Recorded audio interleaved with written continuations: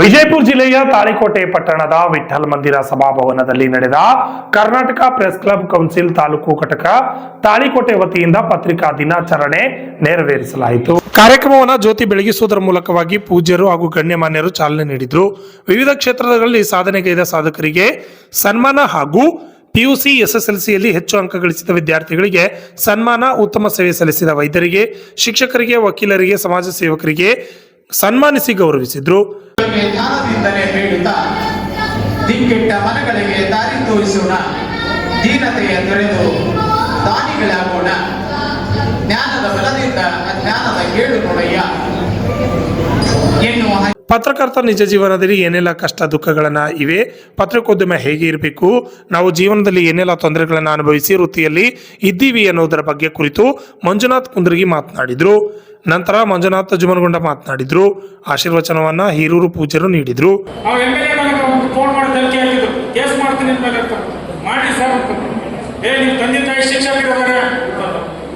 ಶಿಕ್ಷಕರು ಇರ್ಬೋದು ಸರ್, ಅವರು ಈಗ ನಾನು ಪತ್ರಿಕೆ ಸಂಪಾದಕನಾಗಿ ನಾನು ಬರ್ದಿದ್ದೀನಿ, ನೀವು ನನ್ನ ಜೊತೆ ಮಾತಾಡಿ ಸರ್, ನಮ್ಮ ತಂದೆ ತಾಯಿ ಈ ವಿಷಯದಲ್ಲಿ ಏನಿದೆ ಅಂತ ಕೇಳಿದ್ರು.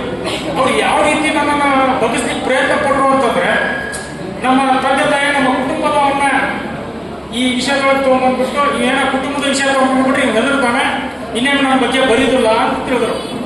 ಆದರೆ ನಾನು ಅನ್ಸಲಿಕ್ಕೆ ಹೋಗಲಿಲ್ಲ. ಸಾವು ಒಂದಿನ ಬಂದೇ ಬರುತ್ತೆ ಅಂತ ಕೇಳಿ ಧೈರ್ಯ ಮಾಡಿದೆ ಒಬ್ಬಟ್ಟಿಗೆ. ಈ ಪತ್ರಿಕಾ ವಿಷಯಗಳು ಬಂದಾಗ ನಾನೊಂದಿಷ್ಟು ಕೆಲವೊಂದಿಷ್ಟು ಅನುಭವಗಳ ಕೈ ಅನುಭವಗಳನ್ನು ಗೊತ್ತೇ ಹಾಕ್ಸ್ಕೊಳ್ತಾ ಇದ್ದೀನಿ. ನಾನು ಒಂದು ಗಟ್ಟಿ ಧೈರ್ಯ ಮಾಡಿದೆ. ಪತ್ರಕರ್ತರ ವೃತ್ತಿ ಒಳಗೆ ಏನಾದರೂ ನಾವು ಮಾಡಬೇಕು ಅಂತಂದ್ರೆ ನಿಸ್ವಾರ್ಥ ಸೇವೆ ಅಂತ ಮಾಡಿದಾಗ ಮಾತ್ರ ಜನ ನನ್ನನ್ನು ಗುರುತಿಸಲಿಕ್ಕೆ ಸಾಧ್ಯ. ನಾನು ಒಂದು ವೇಳೆ ಏನಾದರೂ ದಾರಿ ತಪ್ಪಿದ್ರೆ ಜನ ಯಾರು ನನ್ನ ಮಂಜುನಾಥ್ ಕುಂದರಿ ಅಂತಕ್ಕಂಥದ್ದು ಹೆಸರು ಸದ್ಯದಿಂದ ಎಲ್ಲಿ ಆಗ್ತಾ ಇದೆ. ಈ ಪತ್ರಕರ್ತ ವೃತ್ತಿಯನ್ನ ನಾವು ಯಾವಾಗಲೂ ಈ ರಂಗಕ್ಕೆ ಬರಬೇಕಂತಂದ್ರೆ ಯಾರಾದರೂ ಯುವಕರು ಮುಂದಾಗಿದ್ರೆ ನಿಸ್ವಾರ್ಥ ಮನೋಭಾವನೆಯಿಂದ ಸಮಾಜವನ್ನ ನಾನು ನನ್ನ ಕೈಲಾದ ಮಟ್ಟಿಗೆ ಪರಿವರ್ತನೆ ಮಾಡ್ತೀನಿ ಅಂತಕ್ಕಂಥ ಮನೋಭಾವನೆ ಹೊಂದಿದವರು ಮಾತ್ರ ಪತ್ರಿಕಾ ರಂಗದಲ್ಲಿ ಬರ್ರಿ. ಏನೋ ಒಂದು ಪತ್ರಕರ್ತರನ್ನ VIP ತರ ಟ್ರೀಟ್ ಮಾಡ್ತಾರೆ.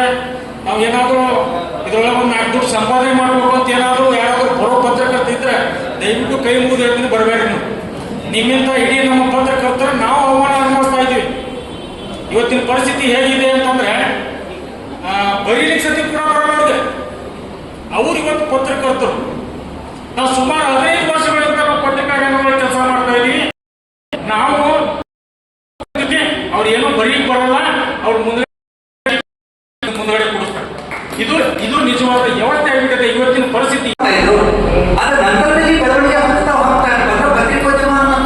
ಪತ್ರಿಕೆ ಅನ್ನೋದು ಸೇವೆ ಇದ್ದಿದ್ದು ಏನಾಗ್ಬಿಡ್ತದೆ ಉದ್ಯಮವಾಗಿ ಬೆಳವಣಿಗೆ. ಇವಾಗ ಸಮಸ್ಯೆ ಆಗ್ತದೆ ಅಂತಂದ್ರೆ ಪತ್ರಿಕೆ ಅನ್ನೋದು ಸೇವೆ ಅನ್ನೋದು ಉಳಿದಿತ್ತು ಅಂದ್ರೆ ಯಾವ ಸಮಸ್ಯೆ ಇರಲಿಲ್ಲ. ಪತ್ರಿಕೆ ಅನ್ನೋದು ಉದ್ಯಮವಾದ ನಂತರ ಉದ್ಯಮ ಅಂತಂದ್ರೆ ಲಾಭ.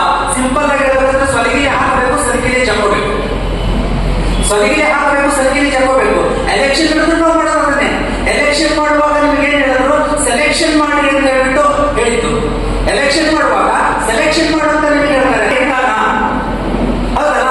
ಸೊ ಒಬ್ಬ ಸಾಮಾನ್ಯವಾಗಿರುವಂತ ವ್ಯಕ್ತಿನೇ ದುಡ್ಡಿಗಾಗಿ ನಾವು ಹಂಬಲಿಸ್ತಾ ಇದೀವಿ ಅಂತಂದ್ರೆ ಈಗ ಪತ್ರಿಕೋದ್ಯಮದ ವ್ಯವಸ್ಥೆ ಹೇಗಿದೆ ಅಂದ್ರೆ ಉದ್ಯಮವಾದ ನಂತರದಲ್ಲಿ ಇವೆಲ್ಲ ಅವುಗಳನ್ನು ಸಂಭವಿಸುವುದು ಸರ್ವೇ ಸಾಮಾನ್ಯ.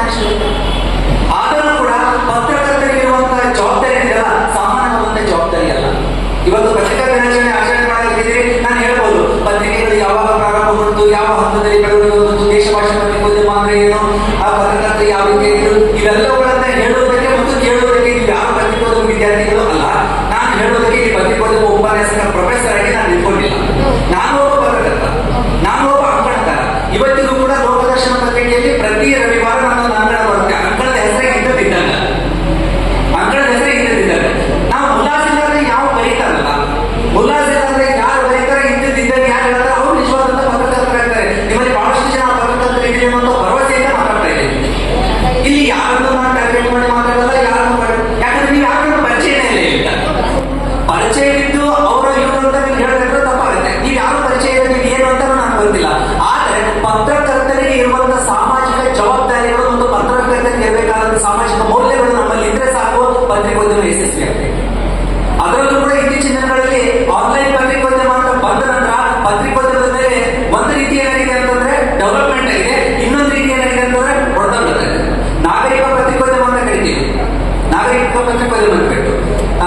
ಸಿಟಿಜನ್ ಜರ್ನಲಿಸಂ ಅಂತ ಅರ್ಥಗಳನ್ನ ಮಾಡ್ತೀವಿ. ಇವತ್ತು ಪ್ರತಿಯೊಂದು ಪತ್ರಿಕೆಗಳಲ್ಲಿ ಕೂಡ ನಿಮಗೆ ಅವಕಾಶ ಇದೆ. ಸಾಮಾನ್ಯ ಒಬ್ಬ ವ್ಯಕ್ತಿಯು ಕೂಡ ಬರೀಲಿಕ್ಕೆ ಅವಕಾಶ ಇದೆ. ವಾಚಕರ ವಾಣಿ, ವಾಚಕರ ವಿಷಯ, ಪತ್ರಪ್ರಭ ಅಂತ ಏನ್ ಕೊಡ್ತಾರಲ್ಲ, ಅದನ್ನ ನಾವೇನಂತ ಕರಿಬಹುದು ಅಂತಂದ್ರೆ ಸಿಟಿಜನ್ ಜರ್ನಲಿಸಂ. ನೀವು ಕೂಡ ಬರೀ ಆಶ್ರಯದೊಳಗೆ ಇದು ನೆಪ. ಆದ್ರೆ ನೂರಾರು ಜನರಿಗೆ, ಸಾಧಕರಿಗೆ, ವೈದ್ಯರಿಗೆ, ವಕೀಲರಿಗೆ, ಪತ್ರಿಕಾ ಮಾಧ್ಯಮ ಪ್ರತಿನಿಧಿಗಳಿಗೆ, ವಿದ್ಯಾರ್ಥಿನಿಯರಿಗೆ, ಸಾಹಿತಿಗಳಿಗೆ ಇದು ಸನ್ಮಾನ ಮಾಡಿರುವಂತಹ ಕಾರ್ಯಕ್ರಮ ನೋಡಿ ನನಗಂತೂ ಇಷ್ಟು ಸಂತೋಷ, ಖುಷಿ ಆಗಿರಲ್ಲ. ಜಿಂಗಾಡಿ ಸರ್ ಅವರು ಪ್ರಾಸ್ತಾವಿಕವಾಗಿ ಹೆಂಗೆ ಪ್ರಾರಂಭ ಲಕ್ಷ ಪರಿಚಯ ಹೇಳಿರಲ್ಲ, ಅವ್ರಂಗ ಧ್ವನಿ ತೊಗೊಂಡು ಮಾತಾಡ್ಬೇಕು ಖರೆ, ಆದ್ರೆ ಏನ್ ಮಾಡೋದು ಗಾಂಡ್ಕೋಣಿ ಸ್ವಾಮಿಗಳ ಕೆಲಸ ಎಲ್ಲೂ ನೀರು ಕುಡಿಯಿಲ್ಲ, ಏನಿಲ್ಲ ಪರಿಸ್ಥಿತಿ. ಆದರೂ ಬಹಳ ಖುಷಿ, ಎಷ್ಟು ಖುಷಿ, ಎಷ್ಟು ಸಂತೋಷ ಆಗಿದೆ ನಮಗಂತಂದ್ರೆ ಈ ಎಲ್ಲ ಕಾರ್ಯಕ್ರಮ ನೋಡಿ 16 ಹಣ್ಣೆ ಹಾಲು ಕುಡಿದಷ್ಟು ಇರೋ ಶ್ರೀಗಳಿಗೆ ಬಹಳ ಖುಷಿ ಆಗಿದೆ. ಅಷ್ಟು ಆನಂದವನ್ನು ತಂದು ಕೇವಲ ಪತ್ರಿಕಾ ದಿನಾಚರಣೆಯ ನಿಮಿತ್ತವಾಗಿ ಇದು ಈಗ ಈ ರೀತಿಯೊಳಗೆ ಅದ ಅಂತಂದ್ರೆ ಮುಂದಿನ ದಿನಮಾನಗಳಲ್ಲಿ ಇನ್ನೂ ಬಹಳಷ್ಟು ಬೆಳವಣಿಗೆ ಹಂತ, ಅದ್ಭುತವಾದ ಬೆಳವಣಿಗೆಯನ್ನು ತಾಳ್ತದ ಅನ್ನೋ ಆಶಾದಾಯಕ ಭಾವ ನಮಗೋದ. ಆ ವಿಶ್ವಾಸ ನಿಮ್ಮ ಲಕ್ಷ್ಮಣ್ ಕಲಾಲ್, RJ32 ಕನ್ನಡ ನ್ಯೂಸ್, ತಾಳಿಕೋಟೆ.